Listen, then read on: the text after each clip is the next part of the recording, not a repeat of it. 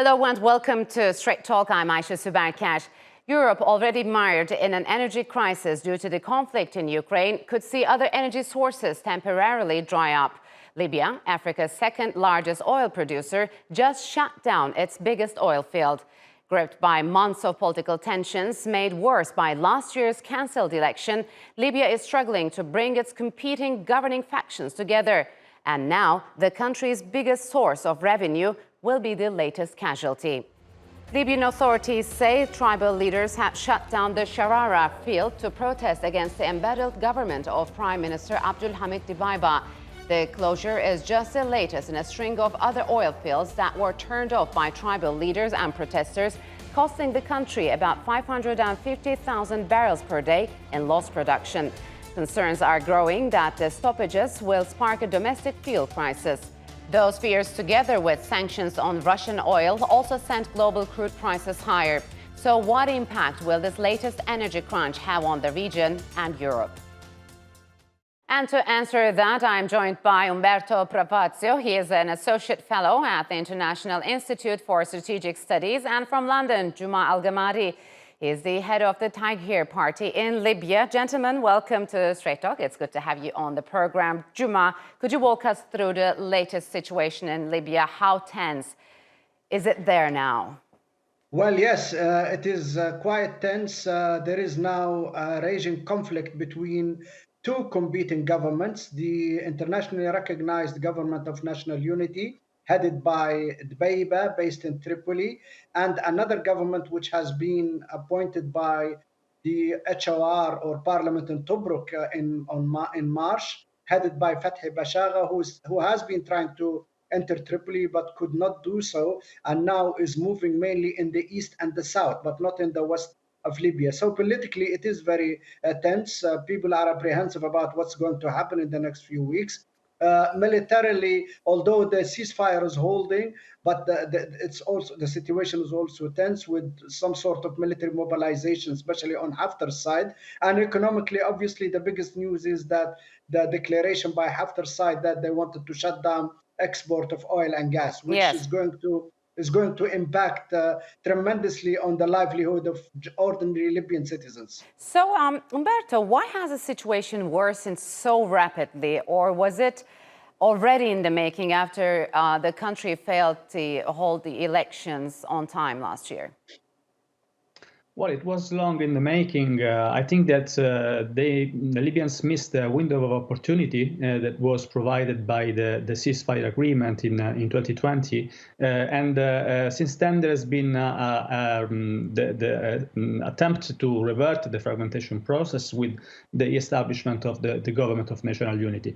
There was almost 1 year in which the Libyans could have agreed to find a comprehensive solution to the crisis. But since the failed elections of last December, we returned to the polarization, the political polarization of the country between two different centers of power. Right now, we basically return to a déjà vu scenario with the establishment of two different governments. And this is having an impact on the ceasefire agreement as well, as we have seen by the suspension of the participation of the LNA representatives in the Joint Military Council, which has been instrumental in maintaining the peace and the ceasefire in Libya so far. Yes. Guma, you said the ceasefire is holding, but is Libya likely to see another, let's say, armed conflict if these political stalemates continue? Well, I think that depends mainly on the pressure and impact of the regional and international players who are active in Libya. I don't think the international community can afford to allow another war raging in Libya alongside the major war in the Ukraine. So I think things will not come to the boil in terms of military confrontations and clashes, but obviously because of the economic and the political situation, the military situation can get very tense as well. So, Umberto, will this abrupt and significant fall in oil production be another blow to European markets, which were looking for ways to be less dependent on Russian energy? Absolutely. We've seen that European countries, especially on the southern shore are trying to diversify their supplies away from Russia. Italy, for example, is trying to reach agreements, reach an agreement with Algeria last week because of the fact that instability in Libya does not provide Rome with a steady flow of oil and gas supply. And I think this is also due to the fact that there is an interest from certain Libyan factions to disrupt the oil and gas flow to Europe. And I refer here to the fact that there are still mercenaries of the Wagner group present in Libya, and this can be used by Moscow as a political card to disrupt the flow of oil and gas towards the European markets. Guma, would you agree with Umberto? And is this shutdown of the Sharara field a coincidence when, as we speak, most of the Europeans are searching for alternative ways for the Russian oil amidst the Ukraine crisis, or this is a very far-fetched approach?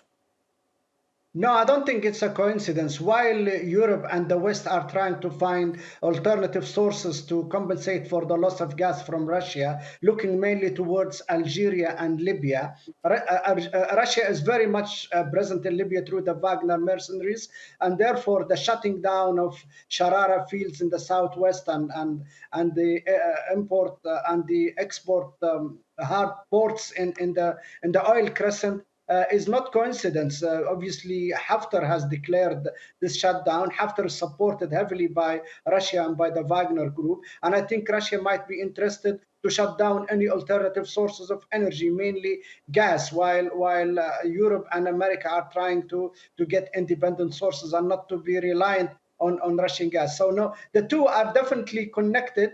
The only question is, even if gas is flowing from Libya and Algeria to southern Europe, will that be enough to compensate for the huge level of production and export that comes from Russia, being the top #1 producer and exporter of gas in the world? Yes, let's ask this to Umberto. And Umberto, in the event of a full cut-off, could Algeria help replace Russian gas supplies without an implicit nod from Russia?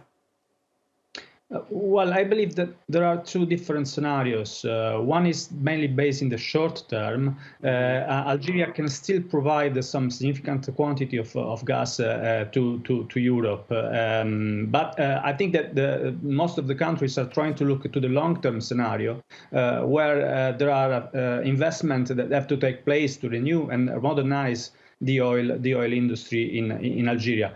There are also significant projects that have been established in the long term, and this is mainly connected to Nigeria with two competitive projects, one running from Nigeria to Algeria, and the other one going through Morocco. Yes. And since the Western Sahara dispute is causing rivalries between these two countries, we can see the competition ongoing in the long term as well.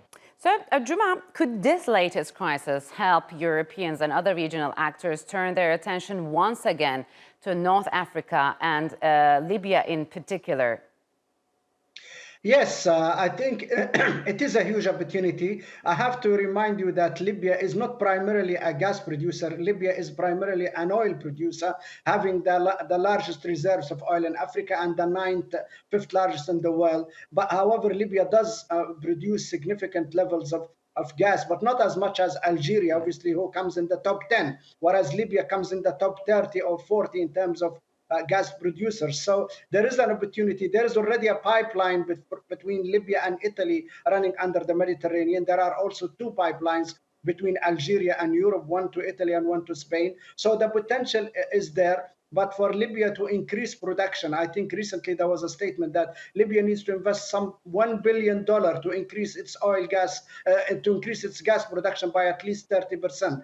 So a lot of investment is needed. So to appreciate higher levels of gas export that might compensate for Russian gas, it might be a medium to long term where Libya needs to invest and develop its infrastructure and its production levels. So moving forward, Umberto, are you expecting some international actors to jump in and intervene in a bit to normalize the situation in Libya, or they are too preoccupied with the Ukraine crisis?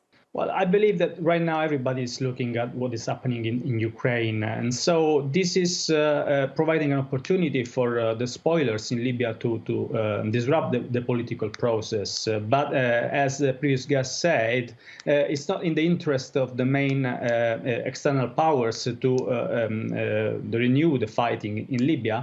Also because in the region, we've seen a normalization process between different countries, former foes, Turkey and the UAE on one side, but also other countries as well. So I believe the international context is particularly different than the one from the end of the Trump administration, where we've seen a lot of power politics ongoing in the region. So, Guma, what do you think? Is Libya still a feasible option for Europe, and what would it take for things to return to normal? Yes, I think Libya can be stabilized. We can achieve much better levels of peace and stability if the regional international players can show the will and exert enough pressure to achieve that. Once Libya is stable politically, then economically Libya can make a huge contribution because of its very high potential in terms of energy production. So it's really in the hands of the international community to make sure that Libya is not destabilized like it's happening now, that it must be much more stable so that it can make a contribution. Yeah, maybe even we can even see Turkey and the United Arab Emirates playing a constructive role there in the short future. All right, gentlemen, unfortunately, we'll have to leave it here. Thank you very much for joining me on Straight Talk.